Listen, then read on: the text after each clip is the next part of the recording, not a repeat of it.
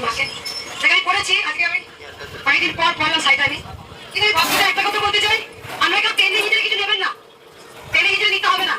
কারণ আপনাদের থেকে আমি ভালো করে জানি যে আপনাদের মঙ্গল করতেই হবে। হ্যালো, আপনাকে টেনে হিজড়ে নিতে হবে না, এমনি মা দেবে।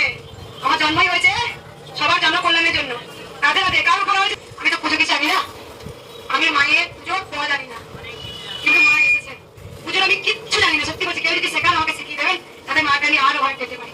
আর পুজো আমি কোনোদিন আপনাদের দেখাইনি, আর আমি জানি না পুজো কাউকে দেখাতে পারবো কিনা, কিন্তু মা কেমন করে এলো, কিভাবে এসেছেন, কি কারণে এসেছেন, সেটা মাই জানে। আর রাতে রাতে মায়ের মেয়ে, আমি একবার বলেছি আমি মায়ের ফোন এসছে একদম। একটা সন্তান যেমন একটা মা গর্ভে ধারণ করে, যেমন নারের প্রাণ বলো না, নারের প্রাণ, ঠিক তেমনটাই নারের প্রাণ। মা ছাড়া আমি অন্ধকার, মা ছাড়া আমি পথ বলেছি, এটাই আস্তে আস্তে হয়ে গেছে। আর কিছু বলবো না, সকল ভক্তকে একটা কথাই বলবো যে মায়ের কি চাই, ভক্তি। তার ভক্তি নেই, আমরা মাকে ও মা তুমি তাও দিয়ে দেবে, মা তার জন্য মায়ের কাছে পরীক্ষা দিতে হয়, পরীক্ষা দিলে মা ঠিক দেবে।